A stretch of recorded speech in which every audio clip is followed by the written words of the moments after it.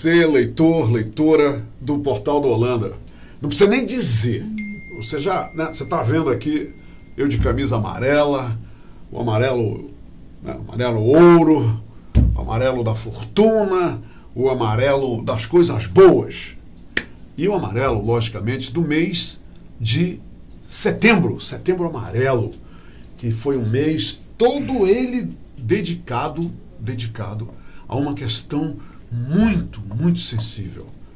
Ao número absurdo, assustador de suicídios no Brasil, no mundo inteiro, principalmente entre os jovens. Então, eu estou aqui neste programa hoje com esta cor, só para dizer para vocês na abertura, antes de eu pular, mergulhar na alegria ao lado do meu ilustre e querido convidado, é o seguinte: as pessoas que pensam em se suicidar, tirar a própria vida, as pessoas que tentam fazer isso, são pessoas que não querem fazer isso. Elas querem ser ouvidas e elas estão fazendo isso por causa da grande dor que elas estão sentindo. O que leva as pessoas a fazerem isso é uma grande, imensa dor, porque essas pessoas, elas estão aflitas, elas estão sufocadas na alma. É a alma dessas pessoas que precisa da nossa compreensão, que precisa do nosso envolvimento e que precisa principalmente do nosso apoio. Tá bem? Era isso que eu queria dizer para vocês sobre essa camisa aqui tão alegre que eu estou usando. E agora eu tenho que dizer o seguinte: a vida continua, vale a pena viver, a vida é bela. E nós estamos aqui, fomos colocados aqui por Deus, todos nós, cada um de nós, para ser feliz. Esse é o nosso o grande norte, a grande missão da gente nessa vida é ser feliz. Tá bom? Então, vinhou. Vamos falar de coisas boas da vida. E eu trouxe aqui para conversar com a gente Pedro Estênio Gomes. Imaginem, um camarada que nasceu lá no Piauí, minha gente. E um nordestino desses assim, entendeu? Caba da peste. Esse nordestino autêntico, mas que escolheu Manaus para viver sua vida, para ter seus amigos, desenvolver sua família e tudo mais. Entenderam? E ele, ao passar do tempo, um dia encontrou-se com os vinhos. Ele veio aqui para contar essa história, a história desse encontro.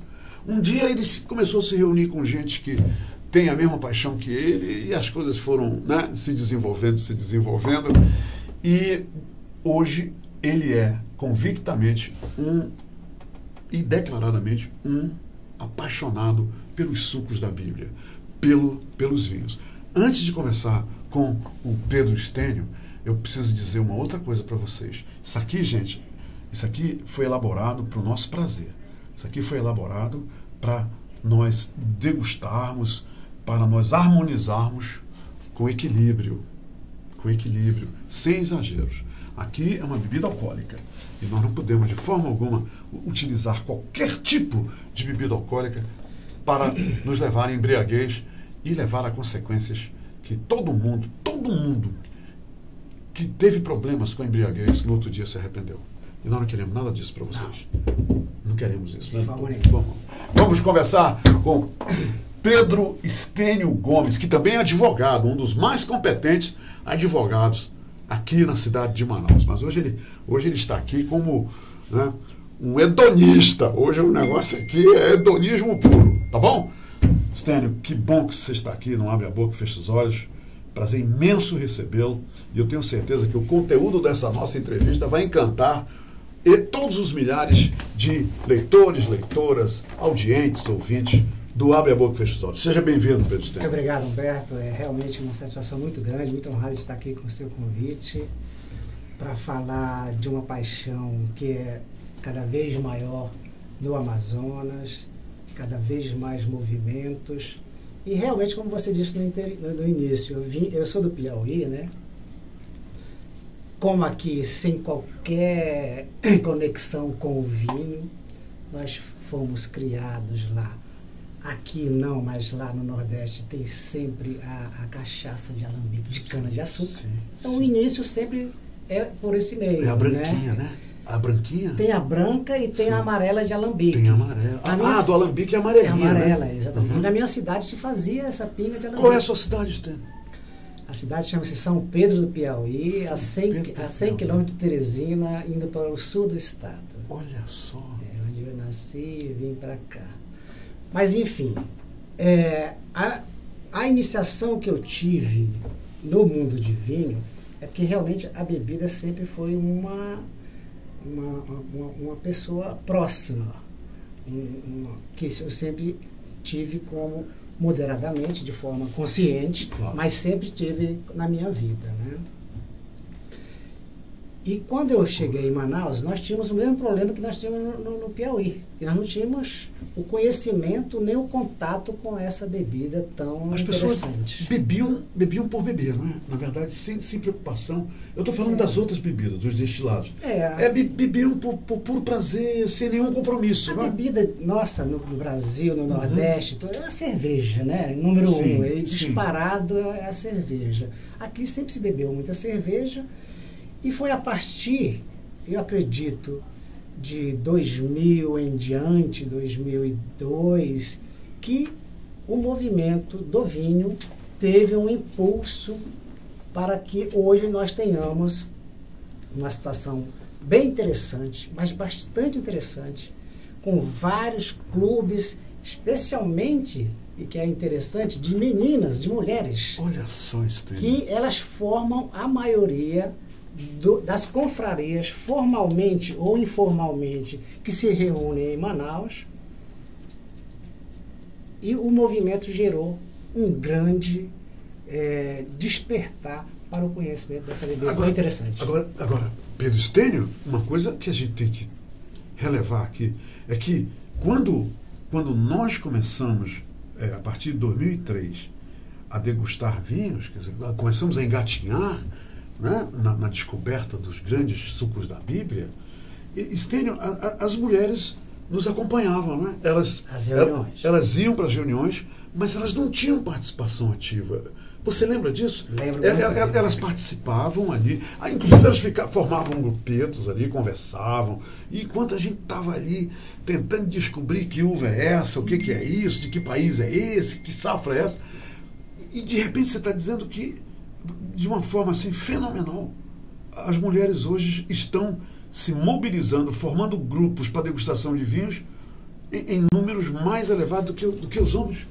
Com certeza absoluta, Humberto. E esse movimento do vinho em Manaus, eu tenho convicção de que ele começou a se tornar mais concreto e forte a partir da criação em Manaus da SBAV, que é a Sociedade Brasileira dos Amigos de Vinho, que você é fundador, junto com outros... É verdade. Pedro Missioneiro, Cláudio Fezental, Almir Vargas, né? poeta Almir Célio Vargas, Cruz, e Célio Cruz, é verdade. Diversos componentes daquela benfazeja reunião que vocês fizeram. Sim. Lá no Novo Hotel. Foi uma reunião de fundação, foi feita no Novo Hotel. E a SBAV foi fundada formalmente em 1 de junho de 2003. Tá? E esse é o marco, né? É o marco da formação ali, formal. E a partir daí, houve realmente um desenvolvimento, a partir desse movimento. Porque todo mundo quis conhecer, começou a querer aprender sobre essa bebida, e a partir daí se desenvolveu. Eu acredito que esses fundadores, que fizeram um bem enorme para a sociedade manauara, com a criação da SBAV, já deveriam fazer reuniões internas para que o grupo fosse formado. Tudo começou assim, eu confirmo. A gente fazia informalmente pequenas reuniões e a coisa foi e escalou aí, graças ao Cláudio Fezental, que convidou alguém que veio de São Paulo, da SBAV Nacional, para sacramentar. Não sei se era Décio Ambrusta, que foi um dos presidentes de São Paulo, que foi um dos divulgadores de toda a SBAV em todo o país. Mas olha só, Manaus, desse período curto, de 2000 para cá, onde esse movimento começou, na realidade, eu acredito que ela retornou, Humberto, para esse movimento de vinho. A gente tem uma foto em Manaus de antigamente, do século XIX. Você está dizendo toda a verdade. Eu conheço essa foto, Estênio. Onde uma loja, uma adega em Manaus, chamado A La Ville de Paris, A La Ville de Paris. que ficava na Avenida da Ribeiro. Isso. E tinha uma quantidade enorme de prateleiras vinhos. nas paredes, cheias de vinhos, é isso? Aquilo é uma imagem que me Eu conheço deixa essa imagem. muito feliz, porque Manaus tomava vinho. Era durante a Manaus da Belle Époque, né? Com certeza era da Belle Époque, né? E infelizmente esse movimento ele se perdeu. Sim. E depois foi se reencontrar agora no século XX, né? Que leitura maravilhosa. Eu nunca parei para pensar isso. Pois é. Essa foto para mim é emblemática. Eu divulgo ela sempre que em qualquer lugar que eu tenho, para dizer que nós já tínhamos esse conhecimento. Parece que ele só foi despertado posteriormente. Houve um hiato, né? Ele ficou muito estancado grande, ali, muito enorme. grande. Quase um século, né? Quase um século. Infelizmente, né? Infelizmente. Senão nós estaríamos hoje numa situação muito maior para consumir e degustar os vinhos. Agora, Estênio, o que está acontecendo hoje, levando em consideração de saída, e é impossível não fazer isso, o estabelecimento da cultura através do grande passo que foi dado pela SBAV, né, a fundação da SBAV. O que acontece hoje é realmente surpreendente. Por exemplo, nós já temos encontros internacionais, Sim. Nós já temos encontros de confrarias com mulheres que chegam a mais de 70 mulheres. Há 2 meses foi fundado mais uma confraria. Eu soube que há 2 semanas fundaram outra confraria de mulheres. Quer dizer, isso é fenomenal. A outra coisa, Estênio, você vai nos supermercados em Manaus, estão lá as gôndolas com vinhos, você vai em pequenos empórios, aqui, os vinhos estão presentes. Isso é fenomenal, né? Numa cidade em cima do Equador. Pois é. E o que é também assim, quase sintomático e interessante é o seguinte. É muito interessante esses movimentos, é espetacular esse movimento de crescimento de vinho. O que eu, às vezes, fico até assim, sem saber o porquê, é porque surgem tantas confrarias de meninas e os rapazes a gente não tem conhecimento. Eu não sei se você tem conhecimento fora da confraria de Red Wine Lovers que nós fazemos parte. Sim. Se existe uma outra similar para que a gente possa manter contatos e saber por que os homens não têm essa iniciativa que as moças estão tendo. E que é sensacional isso, né? É bem verdade que a nossa confraria de Red Wine Lovers, e aqui um parênteses para explicar por que esse nome é Red Wine Lovers. Eu ia te perguntar isso, você explicar o Red Wine Lovers. Nós tínhamos na diretoria da SBAV, que nós tivemos a honra de prestar esse serviço voluntário, mas que é muito prazeroso, evidentemente. Sim, aprendemos muito, né, também. E na nossa diretoria esteve conosco o confrade saudoso, de saudosa memória, Edmar Costa. Figura maravilhosa. E como lembro o nome dele? Grande Corujão. Grande Corujão. Era o nosso diretor de Relações Internacionais da nossa diretoria. É verdade. A diretoria que tivemos na SBAV de 2007 a 2009. O Edmar era uma figura ímpar, né? Um brilhante publicitário, compositor. Que cabeça ele tinha, né? Era um gênio, né? Então ele inventava os nomes com o prenome dele, de Ed, né? É verdade. Então um dia era Ed Wine, Ed Vinho, etc, etc.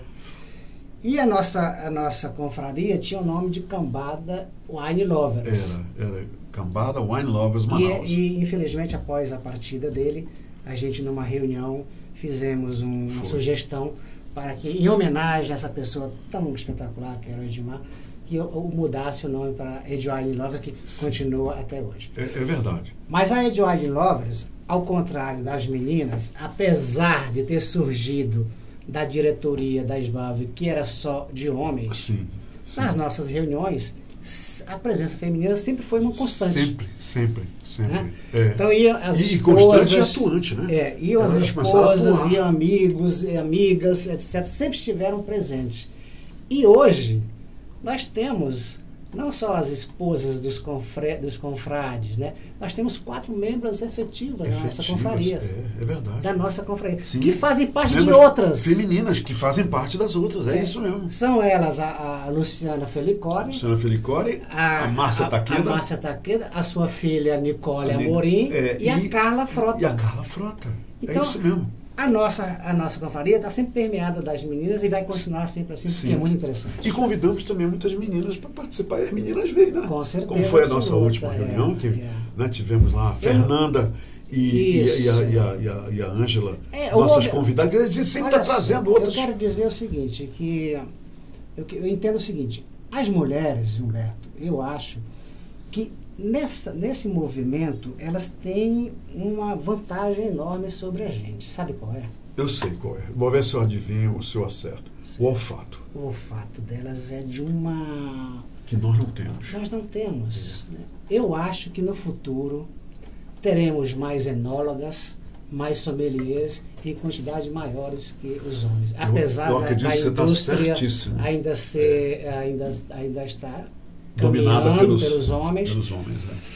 Mas as meninas, eu não sei se por causa da maternidade, elas têm um olfato tão apurado, diferente da gente. Elas detectam, elas sentem. Às vezes eu fico um tempão e elas rapidamente essa nossa brincadeira da reunião de wine lovers, de fazer as reuniões às cegas das nossas reuniões, nos mostra o seguinte. Eu fiz assim, rapidamente, não é uma estatística, porque tudo é informal, né? Depois que as meninas começaram a participar, apesar de ser um número menor, elas têm acertado mais do que os homens. Eu dou a mão à palmatória. Parabéns, o Estênio disse tudo. Parabéns mesmo. Estão cada vez mais antenadas com o mundo do vinho. Estênio, como é que você recomenda, Estênio, para pessoas que estão nos vendo agora, iniciados, os que querem ser iniciados, qual é o primeiro passo que você deve dar para degustar, para começar a aprender a degustar um bom vinho? O que você recomenda? Para quem não sabe nada, para quem está curioso, naquele estágio que nós dois já estivemos. É verdade. Olha só, Humberto, embora a gente seja carente aqui de profissionais dessa área, eu acho que um curso de iniciação é muito interessante. Porque ele alia a doutrina à prática. Ele alia ao estudo do vinho à prática. E isso você começa de uma forma que nós não conheçamos. Sim. Foi no método de tentativa. A gente aprendeu fazendo, né? Fazendo na hora. Interessante? É interessante. Mas essa forma de você ter uma iniciação doutrinária, como se faz abrir um vinho, como se abrir uma garrafa, guardar a garrafa, saber os rótulos, ler os rótulos, quais as informações. E entender o rótulo, né? A mensagem dos rótulos, poder saber as informações sobre regiões, por que num determinado rótulo não tem a uva, nos outros tem, por que isso acontece. É uma coisa interessante.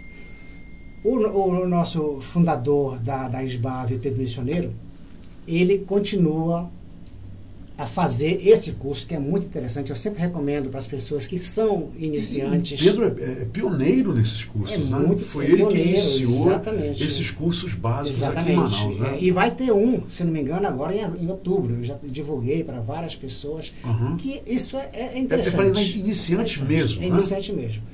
Agora, para quem já está na prática, sem os cursos, diferentemente da Europa, porque eles fazem o seguinte, diferente da gente. Eu acho que na nossa região, por ser de um clima tão desfavorável ao vinho, nós deveríamos tomar mais vinhos espumantes e brancos e rosés, mas a nossa preferência é pelo tinto. Temos uma tendência para tintófilo que é terrível. Ao contrário, na Europa, eles têm essa preferência de que tomar os vinhos pelas estações. Então, se está muito calor, estão mais espumantes, mais brancos, mais e eles têm as 4 lá, né? Eles têm as 4. Então, eles têm essa vantagem que nós não temos. Sim. Evidentemente que nós não vamos tomar o vinho no churrasco. Nós só podemos tomar o vinho tinto num lugar Quando que você fala esteja numa churrasco, ao ar livre, né? No lugar onde fazem o churrasco. Evidentemente. Então, nós só podemos tomar o vinho tinto num ambiente refrigerado, né? Uma coisa rara. E isso é básico, né? Básico. A mesma coisa, Stênio, a questão do tinto com a carne vermelha e do branco com a carne branca. Onde você acha que cabem as exceções?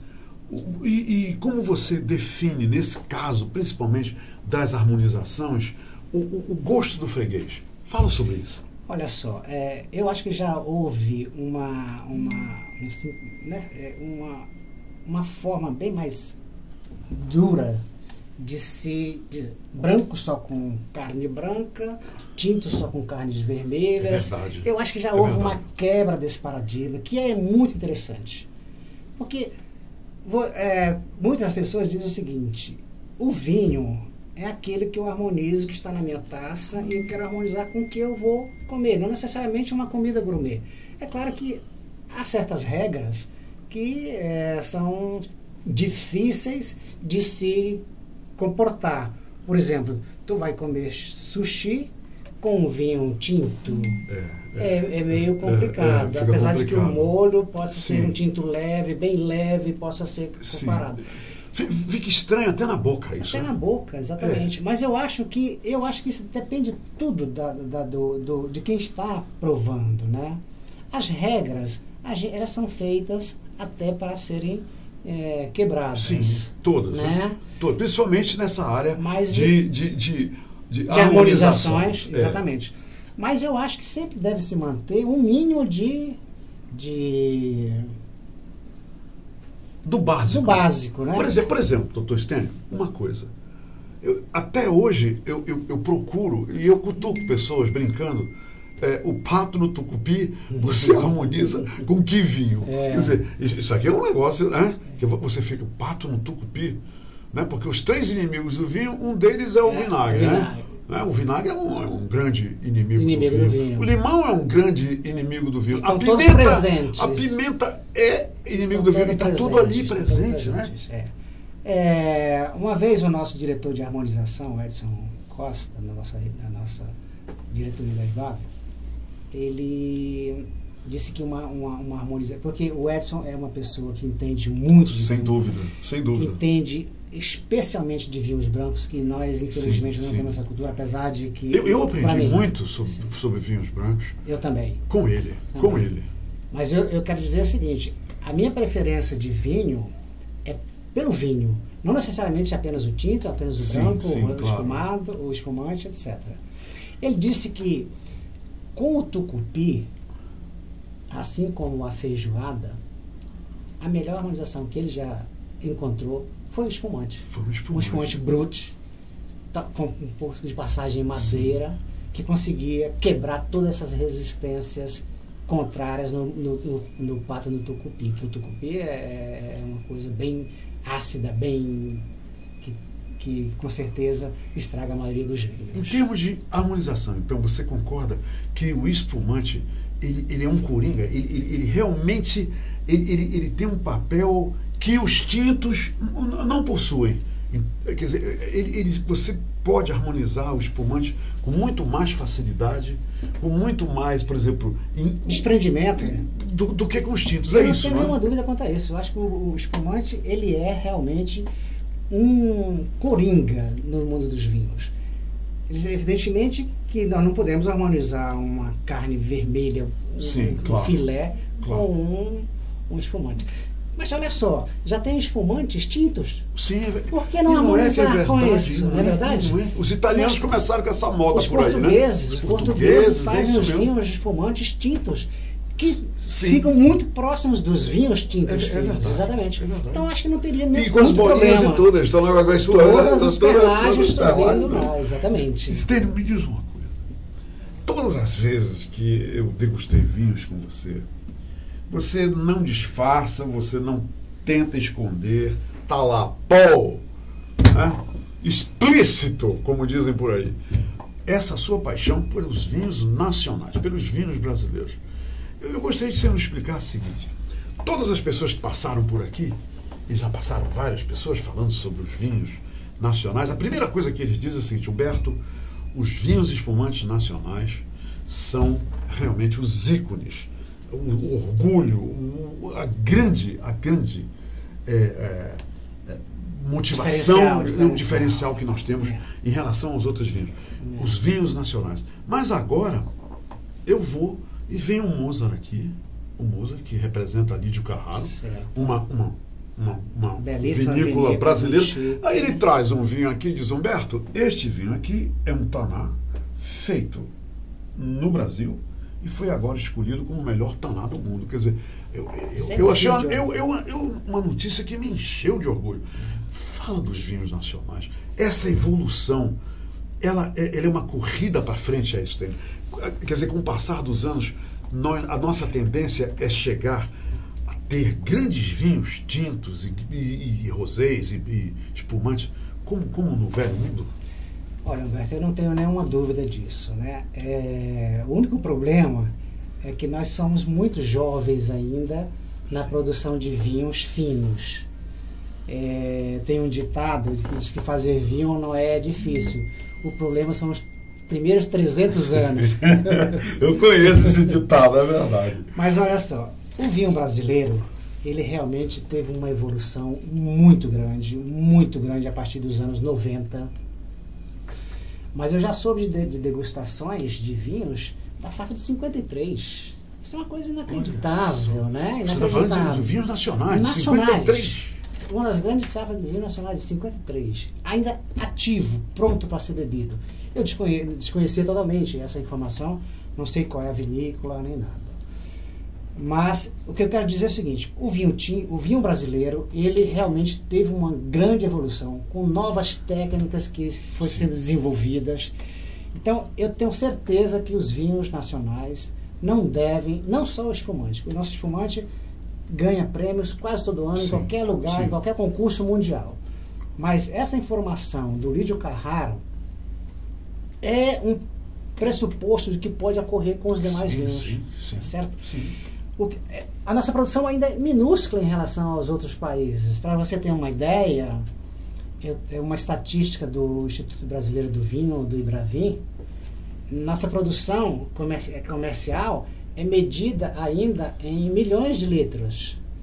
A produção do resto do mundo é em hectolitros. Um hectolitro são 100 litros de vinho. Pela madrugada. Exatamente. O que é um dado super interessante. O vinho espumante brasileiro, ele foi crescendo de qualidade tão grande e acompanhou também a produção comercial. De 2006 a 2018, houve um crescimento linear do vinho do espumante. Saiu de uma produção de aproximadamente... são vinhos comercializados, não é a produção. De comercializados. De quase 8 milhões para 19 milhões em 10 anos. Nós estamos falando de garrafas aí, né? De litros. De litros. 19,5 milhões de litros de vinho. De espumante. Tá. Enquanto que o vinho tinto, infelizmente, ele teve de 2006 para 2018, ele sempre mantém uma hora sobe, uma hora sobe, uma hora desce. E nós estamos, em relação à produção de 2006, nós estamos ainda com uma defasagem hoje de 5 milhões de litros de vinho, que é uma tristeza, né? Sim. Não obstante, eu acho que a qualidade melhorou muito. Por outro lado, a qualidade foi embora, né? Eu trouxe aqui, Humberto, vinhos brasileiros. Esses 4 vinhos são brasileiros? São brasileiros. Ok. E são das 4 regiões produtoras brasileiras. Quais sejam? O Sul, representado pelo Rio Grande do Sul. Isso aqui é um vinho feito no sul do Brasil? No sul do Brasil. Okay. É uma vinícola minúscula, chamada Vinícola Weber, que fica não é na Campanha, fica no... acho que Montes Altos, alguma coisa, desculpa, não lembrei agora. Um vinho do Sudeste, tá? Um vinho do Centro-Oeste, do estado de Goiás, esse aqui de Minas Gerais, e um vinho da minha região, que é um espumante do Vale do São Isso Francisco. aqui é um vinho nordestino. Um vinho nordestino. Aquele lá, um vinho nordestino. Que eu já conheço, é um vinho honesto pelo preço, tem um preço razoável e também não fica muito atrás É do no interior do Pernambuco que ele é feito, é? Ele é na Bahia. Ele Na fica Bahia, na Bahia. na Bahia, Vale do São na Francisco, na Bahia. Bahia. Essa vinícola, Weber, olha só como é interessante essa coisa. Porque o que sempre me interessou, por que me interessaram os vinhos brasileiros, Humberto? Você lembra que eu sempre gostei de novidades no mundo do vinho, Sim, não é verdade? Sim, é verdade. Então eu já levei para as nossas confrarias vinhos de países, porque é muito tranquilo você conhecer o vinho da França, da Itália, da Espanha, porque são... Está ali, né? Está ali da E são prateleira, você vai lá. espetaculares, né? Agora, a experiência de você conhecer um vinho, por exemplo, do Líbano, de Israel, Sim. da Suíça. Nós tivemos uma experiência na nossa última reunião que foi uma coisa, para mim, foi emblemática, fantástica, espetacular. Um confrade nosso nos presenteou com um vinho que eu jamais imaginei que o país poderia produzir, que é Luxemburgo. Luxemburgo, é verdade. Que é um protetorado, Sim. uma coisa que deve ter Uma coisinha 300 minúscula mil ali no meio da habitantes. Europa. É. Nem tinha ideia que produzia Nem eu tinha. vinho. Nem eu. Foi realmente surpreendente. E essas coisas muito me interessam, Sim, né? sim. Conhecer essas... E nos gratificam, né? Em termos de Eu conhecimento. acho que a experiência é única, você É. tomar um vinho de um país que você não tem nem ideia que faça É alguma verdade. coisa nesse sentido. É verdade. Os vinhos brasileiros estão para nós a mesma coisa, são quase uns ETs ainda os nossos vinhos, Sim, né? sim, Apesar da grande produção, da grande qualidade. Esse vinho, Humberto, é uma coisa muito interessante. Esse produtor resolveu fazer, sabe quantas garrafas desse vinho? Quantas, Estênio? 570. Somente. Está aqui no rótulo. É verdade. Essa é a garrafa de número 146. De... 530. Exatamente. Foi, tá aqui. Olha só. Olha. Evidentemente, com um produtor desse, não vai ter lucros com uma venda tão minúscula, porque Sim, os custos são muito elevados. E esse é um grande problema do vinho nacional, que é muito caro em relação aos outros vinhos. Estênio, essa questão do nosso É vinho muito tá caro. delicada e É chata. delicado. Agora, a questão dos impostos é que é um grande entrave, Estênio. Nós já ouvimos reclamações de várias pessoas em Manaus. Quem importa vinho, quem traz vinhos de fora, sabe. E além da elevada carga tributária, tem a burocracia, que é uma coisa exasperante. Sim. Deixam as pessoas... Precisam... Você fala das taxas de liberação e tudo mais. Isso. Os entraves burocráticos, Sim. isso, além da carga tributária, deixam os importadores, as pessoas que querem trabalhar com vinho, desamparados, desanimados, como se fosse desistir. Sim, entendeu? Porque é muita coisa. A pessoa traz faz uma importação, chega, aí vai para um canal verde, ABC, não sei das quantas, aí entra com um mandado de segurança para liberar a carga, porque querem liberar. Quer dizer, é uma coisa sem sentido, não né? É fácil, não é fácil. E o que acontece? O vinho nacional, que já é bom, enfrenta todos esses problemas e não pode concorrer com o importado. Praticamente porque, muito difícil fazer isso. Eles têm escala de produção, que nós não temos, e esses vinhos com a carga tributária tão elevada ficam sem competição. Sim. E afasta o consumidor brasileiro do vinho nacional. Claro. Mas eu digo que os nossos vinhos são tão bons quanto os vinhos importados. E continuam sendo elaborados para ficarem cada vez melhor. Sem dúvida. O vinho brasileiro, por que ele tem um diferencial em relação aos vinhos chilenos e argentinos? Eles são muito leves, têm um frescor da nossa jovem indústria vinícola, são bem leves e, Humberto, uma coisa que muito me agrada nos vinhos, tem um baixo teor alcoólico. Que, para mim, é muito interessante. É claro que isso aí, cada um experimenta e gosta do vinho com a sua percepção. Me comenta uma coisa. Eu degustei um vinho português mês passado, A graduação alcoólica dele, 15 graus. Eu fiquei... Eu quando vi a graduação alcoólica desse vinho, mas eu percebi isso de uns tempos para cá, talvez 2 ou 3 anos para cá, eu comecei a ver que saiu de 12,5 E foi subir. Foi subindo para 13, 13,5, aí depois apareceu um de 14, 14,5, e agora eu encontrei um de 15. Quer dizer, isso aí é muito interessante, né? O que está acontecendo, hein, Stênio? Olha só, Humberto, o teor alcoólico no vinho, ele pode significar 2 coisas, né? Que a safra foi colhida quando as uvas estavam no potencial máximo de açúcar. Sim, então, estavam bem maduras. Estavam bem maduras. E todo esse açúcar se transforma em vinho e traz mais teor alcoólico. Não necessariamente isso seja um mal, entendeu? Não é mal. Tem que, o vinho é elaborado e, às vezes, dependendo da safra, e se você faz uma decantação ou uma aeração ao vinho, você vai perceber que o álcool vai se esvaindo até chegar um momento que ele não é mais adstringente ao seu paladar. Agora, você acha que esse aumento na graduação alcoólica do vinho é uma tendência? Olha, das pessoas que eu conheço, eles preferem vinhos mais potentes. Vinhos com mais encorpados, com mais taninos. Personalidade forte. E só os vinhos de alto teor alcoólico podem proporcionar essas características. Mas eu acho que é uma tendência, sim, e tem a característica de como a safra é colhida. Qual é, Stênio, o conselho que você... Agora eu vou direcionar esse conselho, Stênio, ao vinho nacional. Qual é o vinho, né, nacional que você aconselha as pessoas, e que eu sei que eles vão encontrar facilmente em Manaus, para serem iniciados no mundo dos sucos da Bíblia?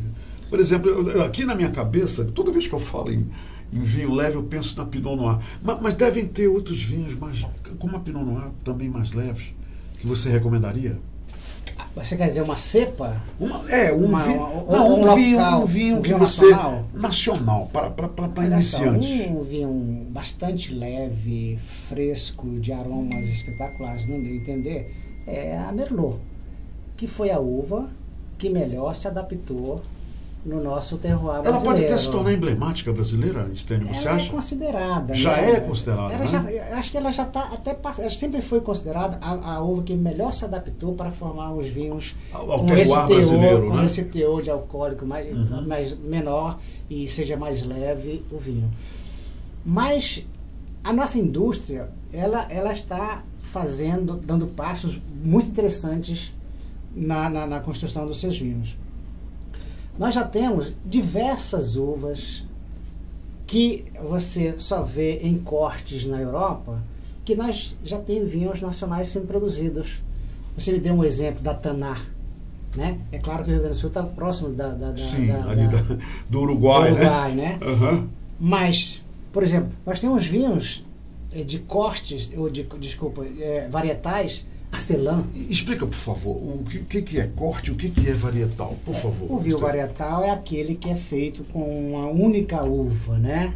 Então, por exemplo, este aqui é só da Taná. É só Taná. Isso aqui é um vinho varietal, então, um vinho varietal. Um instantes que é só da uva Taná, vocês estão vendo aqui, ele é um vinho varietal. E ele depende muito, o vinho varietal, de um trabalho maior, Humberto, porque toda a gente sabe, elaboração, de construção, porque misturar os vinhos, a Europa já faz isso, misturar as cepas, né? As cepas para fazer o caldo bíblico, eles sabem que é uma mistura melhor. Sim.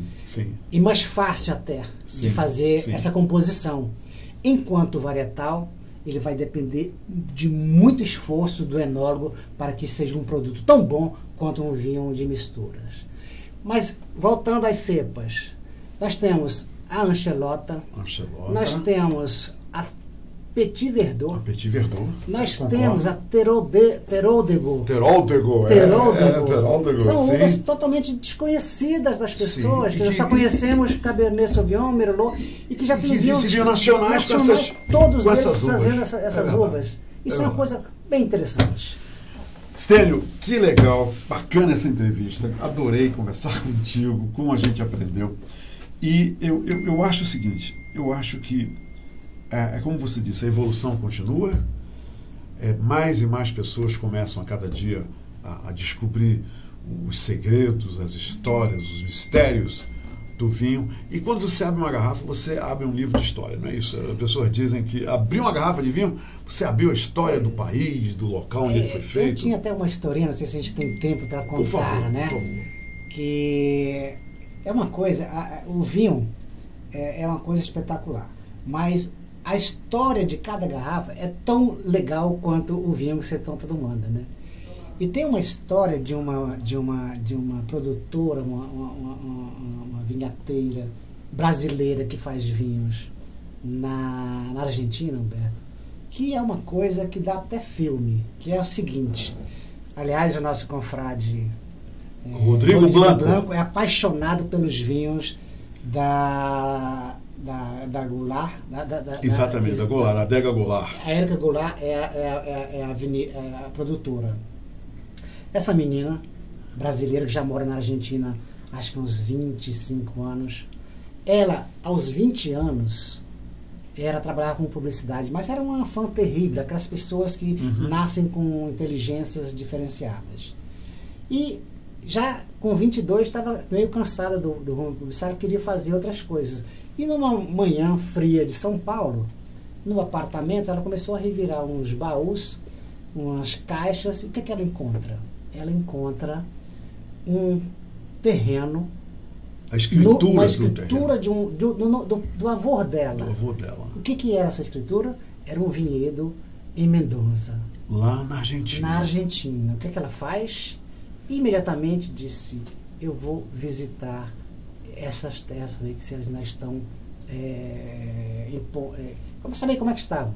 Felizmente, como lá não tem o MST, ela encontrou o vinhedo. Ela deu sorte. Totalmente como estava, só que degradado. Sim, né? sim. Qual foi a providência que ela fez? Ela viu, estava feia, as videiras velhas, etc.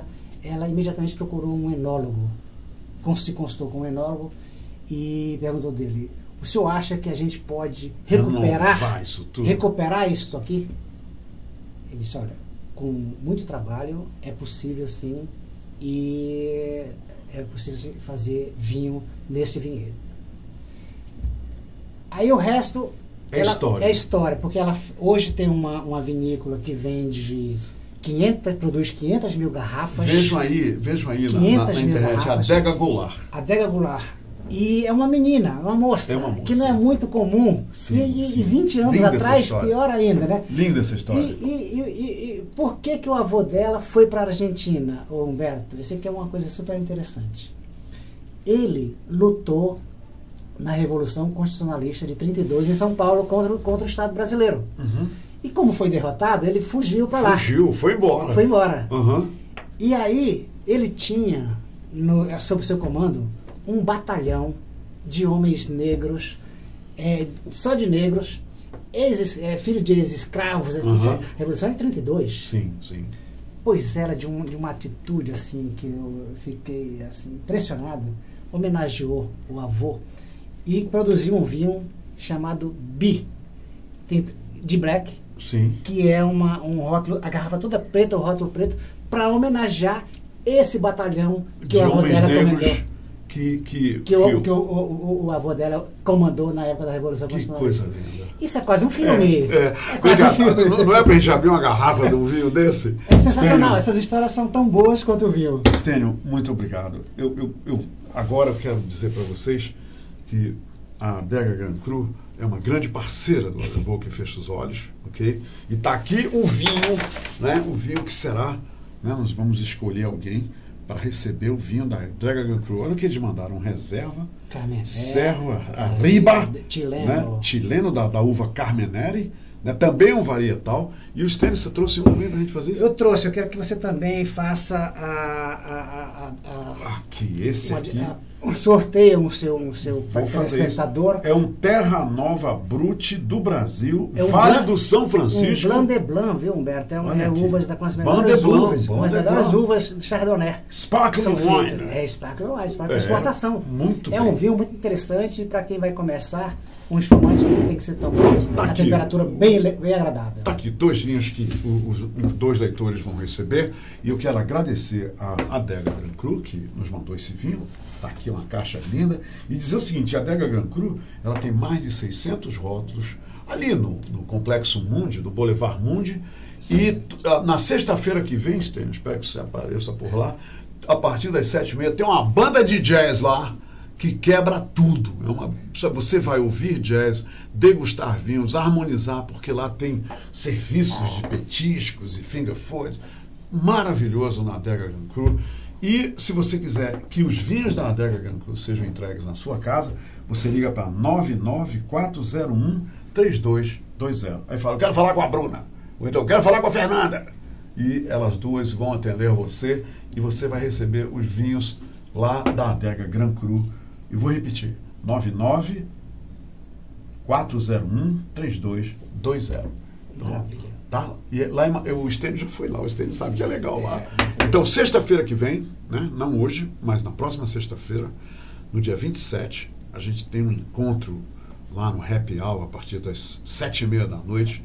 Fabuloso, com uma banda de... essa banda de jazz, olha, Stênio... muito boa. Égua da banda, Égua da banda. É uma banda maravilhosa. E vocês todos estão convidados. Stênio, muito obrigado. Que bacana que a gente fez esse programa. Que bacana. Quero te agradecer, espero que não tenha decepcionado os seus telespectadores, ouvintes e internautas. De jeito nenhum. E estaremos aqui prontos para uma nova oportunidade. Muito obrigado. Obrigado, Stênio. Obrigado. Valeu. Ei, por que tu é secretário vitalício? Eu quase que esqueço. Olha o sorriso dele. Ele é secretário vitalício da Ed Wine Lovers. Olha só, pessoal, isso é uma brincadeira criada pelo Humberto. E a nossa confraria de Novos tem um presidente vitalício, que é ele. Ele me entregou. E eu era o secretário da antiga... na SBAV, né? Secretário-geral da diretoria. É isso mesmo. E ele também me nominou de secretário vitalício. Mas Pronto. a culpa é dele, tá? Porque eu sou democrata. Ei, minha gente, tudo de bom para vocês, tá? Muito obrigado, bom fim de semana. Se dirigir, não beba.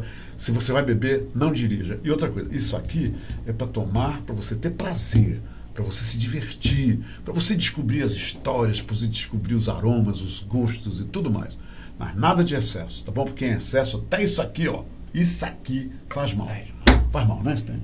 Grande abraço, pessoal. Gente, muito obrigado. Obrigado. Até a próxima. Quero te amar e te amar e te amar muitos anos. Cuida bem de mim. Então misture tudo dentro de nós.